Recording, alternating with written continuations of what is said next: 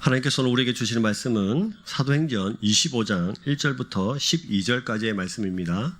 제가 가진 성경, 신약성경 231페이지에 있습니다.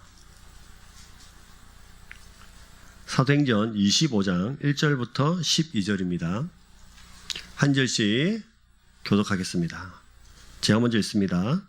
베스도가 부임한 지 3일 후에 가이사라에서 예루살렘으로 올라가니 대제사장들과 유대인 중 높은 사람들이 바울을 고소할세 베스도의 호의로 바울을 예루살렘으로 옮기기를 청하니 이는 길에 매복하였다가 그를 죽이고자 함이더라. 베스도가 대답하여 바울이 가이사라에 구류된 것과 자기도 멀지 않아 떠나갈 것을 말하고 또 이르되 너희 중 유력한 자들은 나와 함께 내려가서 그 사람에게 만일 옳지 아니한 일이 있거든 고발하라 하니라. 베스도가 그들 가운데서 8일 혹은 10일 지난 후 가이사라로 내려가서 이튿날 재판 자리에 앉고 바울을 데려오라 명하니 그가 나오매 예루살렘에서 내려온 유대인들이 둘러서 여러 가지 중대한 사건으로 고발하되 능히 증거를 대지 못한지라. 바울이 변명하여 이르되 유대인의 율법이나 성전이나 가이사에게나 내가 도무지 죄를 범하지 아니하였노라 하니 베스도가 유대인의 마음을 얻고자 하여 바울더러 묻되 내가 예루살렘에 올라가서 이 사건에 대하여 내 앞에서 신문을 받으려느냐. 바울이 이르되 내가 가이사의 재판 자리 앞에 섰으니 마땅히 거기서 신문을 받을 것이라. 당신도 잘 아시는 바와 같이 내가 유대인들에게 불의를 행한 일이 없나이다. 만일 내가 불의를 행하여 무슨 죽을 죄를 지었으면 죽기를 사행하지 아니할 것이나 만일 이 사람들이 나를 고발하는 것이 다 사실이 아니면 아무도 나를 그들에게 내줄 수 없나이다. 내가 가이사께 상소하노라 한대. 베스도가 배석자들과 상의하고 이르되 내가 가이사에게 상소하였으니 가이사에게 갈 것이니라. 아멘. 옆에 분들 인사하겠습니다. 샬롬. 네, 주님의 사랑으로 사랑하고 주님 한 분만으로 우리가 평안할 수 있기를 소망합니다. 여러분 태어나서 지금까지 가장 신난 일이 뭐였습니까? 많이 계시겠죠. 근데 제가 세상에서 가장 신나는 일을 이렇게 인터넷에 검색을 해봤더니 이런 글이 있었어요. 제가 한번 읽어드릴게요. 내일 설새로 아들 며느리가 손주를 데리고 온다는데 잠자리라도 뜨끈뜨끈하게 해줘야겠다 싶어 아랫째 황토방에 군부를 떼는데 지난 축석 이후로는 비워둔 냉골이라 오늘 오후부터 내일 오전까지는 군부를 넣어줘야 한다. 갈비찜하고로 밤 좀 까서 손주들 먹일 생각에 있는 거는 당연하고 없는 거는 사와서라도 만들어주고 싶은 마음을 아는지라 군소리 없이 밤을 까는데 이것이 인간성 시험하기 딱이다. 밤이야 가을에 주워다가 김치 냉장고에 넣어준 게 있지만 구슬이 서말이라도 깨어야 보배가 되는지라 껍질 까고 속껍질까지 까는 일이 할 짓이 아니다. 손주 먹일 거 아니면 그냥 군밤 타령이나 나올 텐데 청소하랴 음식 만드는데 보조하랴 하루 종일 바빠도 자식들이 온다는데 이 정도야 기본이다. 세상에서 이보다 신나는 일이 어디 있으랴. 네, 어떤 할아버지신 것 같아요. 네, 부인 되시는 분이 그 부인께서 갈비찜하고로 밤 좀 까서 밤을 확 까면서 힘들지만 그래도 손주들 또 자기 자녀들 만나는 일이 그 일을 통해서 준비하는 일이 세상에서 이보다 신나는 일이 어디 있을까 이렇게 말을 했습니다. 제가 이 글을 보고 저희 가정에 제가 밥을 먹으면서 질문했어요. 너희들은 가정에서 지금까지 가장 신나는 일이 뭐냐? 이름은 생략하고 제가 말씀을 드리겠습니다. 어떤 아이는 친구랑 노는 거요. 어떤 아이는 롤게임 하는 거요. 어떤 아이는 가족이랑 함께 노는 거요. 어떤 아이는 여보랑 함께 노는 거요. 이렇게. 네. 누구신지는 제가 말씀을 안 드리겠고, 가장 신나는 일이 노는 건가 봅니다. 네. 근데 여러분, 오늘 할아버지 이야기를 딱 들어보니까 가장 신나는 그 일이 사실은 사랑에서 비롯됐다는 사실을 알 수 있어요. 사랑하니까 자녀들이 오는 거 즐겁고 손주들이 오니까 즐겁고 그렇게 손주를 위해서 뭔가 계속 해줘야 되는 근데 그것이 세상에서 가장 신나는 일이다는 것을 우리가 알 수 있습니다. 그러면 거꾸로 여러분들이 질문 하나 해보겠습니다. 여러분 지금까지 살아오시면서 가장 신나고 가장 설레고 가슴 뛰게 했던 그 일이 무엇입니까? 질문하니까 여러분 머릿속에서 막 떠오르시겠죠? 이것저것 막 떠오르실 텐데 그것을 잘 기억하십시오. 그것이 내가 가장 사랑하는 것입니다. 근데 제가 여러분들 가장 신나는 일이 뭡니까? 이러니까 무슨 생각을 하셨어요? 여행 가는 거, 친구랑 노는 거 많은 생각을 했겠지만 오늘 바울은 자기 인생에 가장 신나는 일, 가장 가슴 뛰게 하는 일, 자신의 발걸음을 움직여서 고통과 고난과 환난 가운데 있다 하더라도 끊임없이 그 길을 갈 수 있는 가장 인생에 신나는 일을 오늘 말씀을 통해서 우리가 한번 찾아보려고 합니다. 오늘 말씀 안으로 좀 들어가 보면서요, 오늘도 여전히 우리 가운데 너 인생에 가장 신나는 일이 뭐냐? 라고 질문하시는 그 하나님의 음성 앞에 우리가 제대로 반응할 수 있는 시간이 되기를 주의 이름으로 축복합니다. 자, 그러면 오늘 말씀 안으로 좀 들어가 보십시다. 오늘 말씀을 25장을 같이 봤는데요. 오늘 이 25장을 이해하시려면 24장을 먼저 선 이해를 하셔야 합니다. 그러면 24장의 내용이 뭔지를 좀 살펴볼 필요가 있겠죠. 우리가 지난주에 말씀을 살펴본 대로 예루살렘에서 바울을 암살하는 정황을 알게 된 천부장이 군대의 절반이나 되는 병력을 동원해서 이 바울을 그 밤중에 가이사라로 이송을 합니다. 사진 한 장을 보여드릴 텐데 이 사진에는 이제 예배소서 아니고 예루살렘에서 가이사라까지 이제 진행이 되는데요. 사진 한번 띄워주세요, 방송실. 사진이 안 왔답니다. 네, 사진을 제가 보냈는데, 네, 예루살렘에서 가이사라로 이제 가게 되는데요. 이 지역은 사실 이제 유대 지역이라고 해서 당시 지역은 로마에 의해서 통치되고 있었기 때문에 로마 황제는 이곳을 다스리는 유대 총독을 파송을 합니다. 그래서 지금으로 치면 뭐 경남도지사 뭐 요 정도 되겠죠. 그래서 이 가이사라는 동네에는 총독이 머무르는 관저가 있었고요. 행정의 도시였습니다. 바울이 천부장 루시오를 통해서 이송되었을 당시에 이때 유대 총독, 유대를 다스리는 총독 이름이 벨릭스라는 사람이 있습니다. 이 벨릭스는 바울이 가이사라에 도착하고 5일 정도 지난 후에 유대 총독이었던 벨릭스가 이 바울을 대상으로 재판을 엽니다. 근데 재판을 열 때 유대인들이 막 이렇게 고소를 하겠죠. 고소한 내용이 막 여러 가지로 이 사람은 우리나라를 힘들게 하고 우리 민족을 힘들게 하고 뭐 부활이 있다면서 막 이렇게 고소를 막 한 거예요. 그 고소를 할 때마다 사실 바울이 이제 사도행전 24장에 보면 세 번째 공식적인 변호를 하는데 첫 번째 변호는 우리가 앞에 살펴봤던 것처럼 천부장 앞에서, 그리고 두 번째 변호는 예루살렘에 있는 사내들인 공회 앞에서, 세 번째 공식적인 변호가 이 유대의 총독 벨릭스 앞에서 이루어지게 됩니다. 근데 그 변호를 할 때마다 바울은 항상 내가 죄가 없다, 내가 억울하다, 나를 왜 여기다 갖다 놨냐라고 말하는 게 단 한 번도 없고, 그럴 때마다 복음을 전하게 됩니다. 너희들이 십자가에 못 박아 돌아 죽게 하신 그 예수 그리스도께서 다시 부활하시고 살아나셨다. 계속 이렇게 복음을 진 거예요. 그래서 벨릭스의 총독은 이것을 아무리 살펴봐도 죄가 없으니까 판결을 바로 내리지 않고 그때부터 재판을 계속해서 연기합니다. 그래서 무려 2년이란 세월이 흐르게 됩니다. 2년 동안 이 재판을 진행하지 않고 바울을 계속 감옥에 가둬둔 거예요. 그 바울을 2년 동안 감옥에 가둬둔 이유는 두 가지입니다. 첫 번째는 바울이 무죄하다는 사실을 알고 있으면서 당시 유대인들의 심기를 불편하지 않기 위해서예요. 두 번째는 바울에게 뇌물 받으려고 하는 것입니다. 이 벨릭스라는 총독은 아주 흔히 우리말로 하면 뒤가 구린 사람이기 때문에 계속해서 바울을 2년 동안 감옥에 가둬놓고 계속 한 번씩 불렀어요. 뭐 달라고? 뇌물 달라고. 돈 주면 좀 풀어줄게. 계속해서 종료하자. 계속 줄 생각을 안 하는 거예요.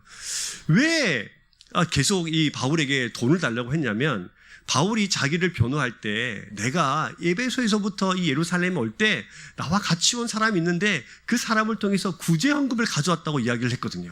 그러니까 돈이 있을 거라 생각을 한 거예요. 그래서 계속해서 끊임없이 나에게 뇌물 주면 풀어줄게. 계속 뉘앙스를 계속 풍기면서 이렇게 계속 뇌물 달라고 한 겁니다. 이렇게 시간이 흘러서 2년 정도가 흘렀는데 가이사라라는 동네에는 유대인하고 헬라인, 그러니까 이방 사람들이 섞여 살고 있는 지역이었습니다. 어느 날 이들 사이에 유대인과 헬라인 사이에 이제 주도권 싸움이 일어났는데요. 벨릭스라는 이 총독이 유대인 편을 안 들어주고 헬라인 편 들어준 거예요. 그래서 이 일을 통해서 많은 유대인들이 생명과 재산을 잃게 됐습니다.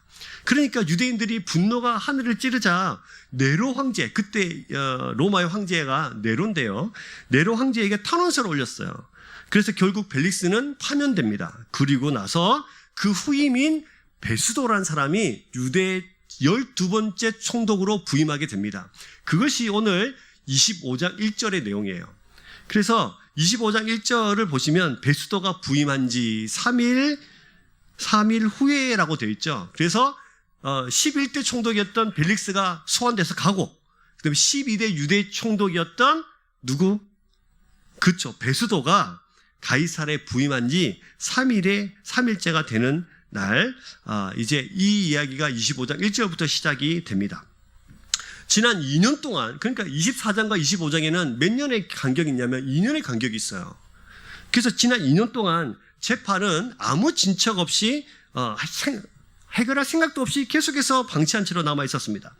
베수도가 부임하자마자 3일째 되는 날, 첫 번째 날 도착하고 두 번째 날 뭐 했을까요? 정리하고 좀 쉬었고 바로 그 다음 날 업무를 공식적으로 시작하는 제일 첫 번째 일이 뭐였냐면 예루살렘으로 가는 것입니다. 예루살렘에 뭐하러 갔을까요? 당연히 유대 지역의 최고의 지도자들이 있었던 예루살렘에 가서 그들의 지도자들을 만나려고 한 겁니다. 대제사장과 산헤드린 공회에 있는 사람들을 만나서 대면식을 하는 거예요. 내가 부임했으니 좀 잘해다오. 나도 너희들을 좀 잘해줄게. 우리 서로 잘 협력해서 이 좋은 세상 한번 만들어보자.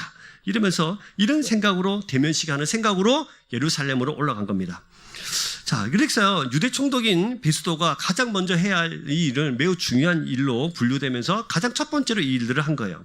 이때 종교 지도자들이 기다렸다는 듯이 일제히 베수도 앞에서 이렇게 이야기합니다. 자, 오늘 말씀, 자, 3절을 보시면 같이 읽겠습니다. 시작. 베수도의 호의로 바울을 예루살렘으로 옮기기를 청하니 이는 길에 매복하였다가 그를 죽이고자 함이더라. 그게 뭘 청한 겁니까? 바울을 다시 가이사르에 있는 바울을 어디로 데려와 달라? 예루살렘으로 데리고 와 달라. 이유가 뭡니까? 그에게 회개를 하려고 그동안 우리 때문에 힘들었지. 야, 2년 동안이나 감옥에 있었으니까 얼마나 힘들었겠냐 하면서 뭐 회식을 하려고? 아니요. 3절은 분명히 우리에게 이야기합니다. 매복하였다가 그를 뭐하고자? 죽이고자 함이라. 어쩌면 여러분 이미 이들은 베수도가 오면 이렇게 말하자 라고 이미 계획을 가지고 있었을 겁니다.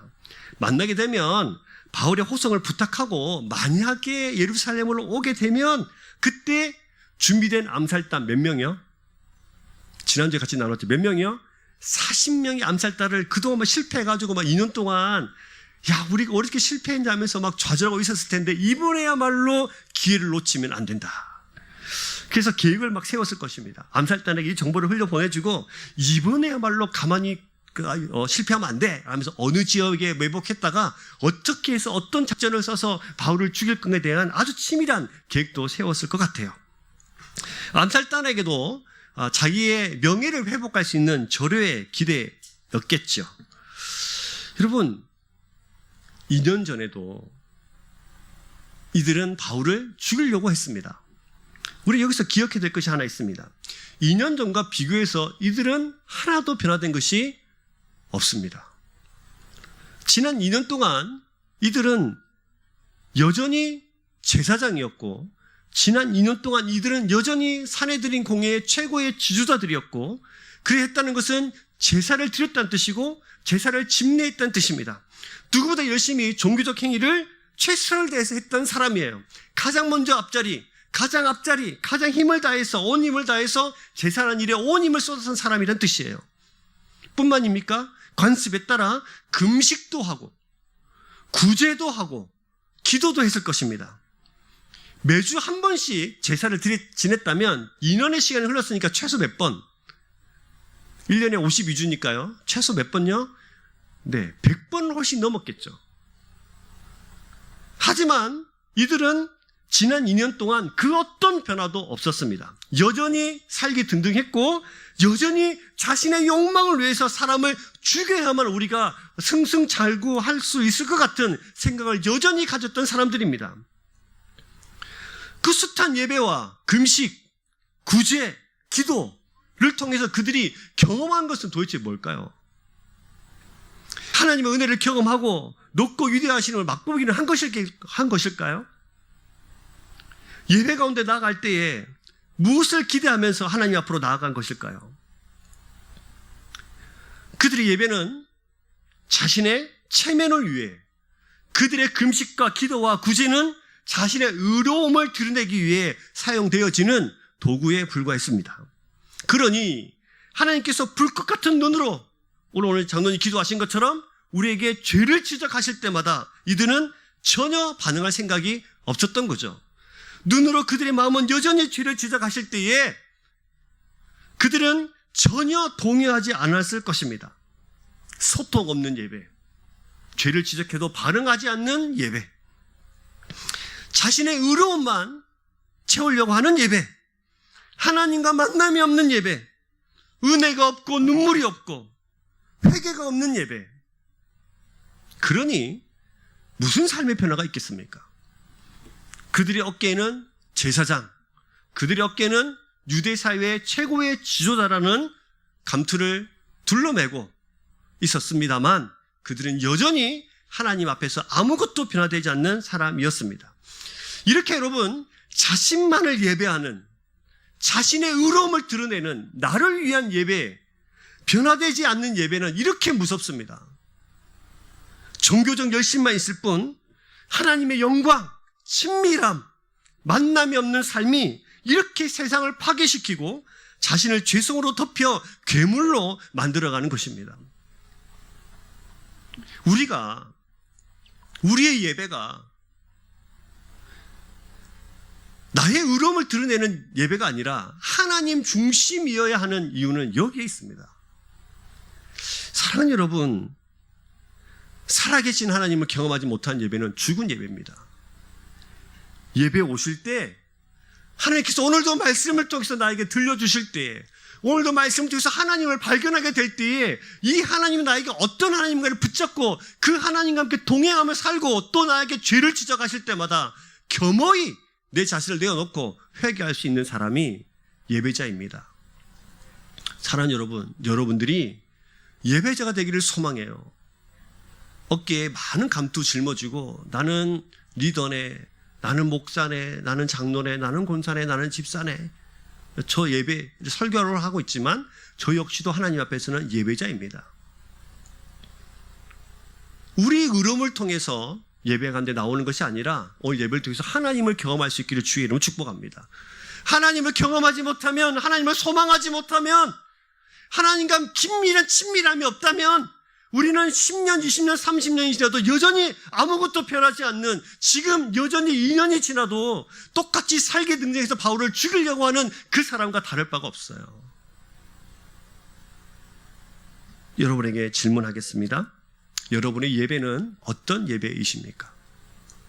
지난 1년 동안 여러분들은 어떤 변화를 가지고 지금까지 오셨습니까? 1년 전과 지금이 다른 게 있습니까? 많이 변하셨습니까?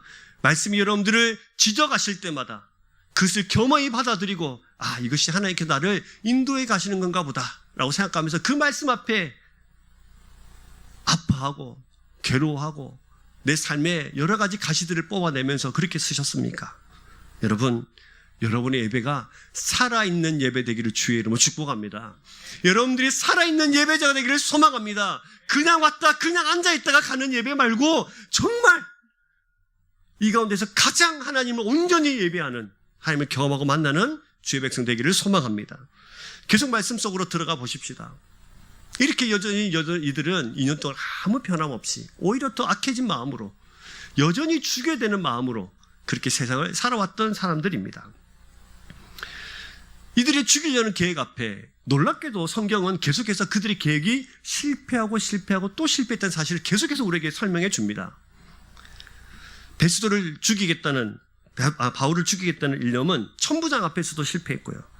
벨릭스는 2년 동안 감옥에 가다 두면서 또 유대인들의 생각과 다르게 실패했어요.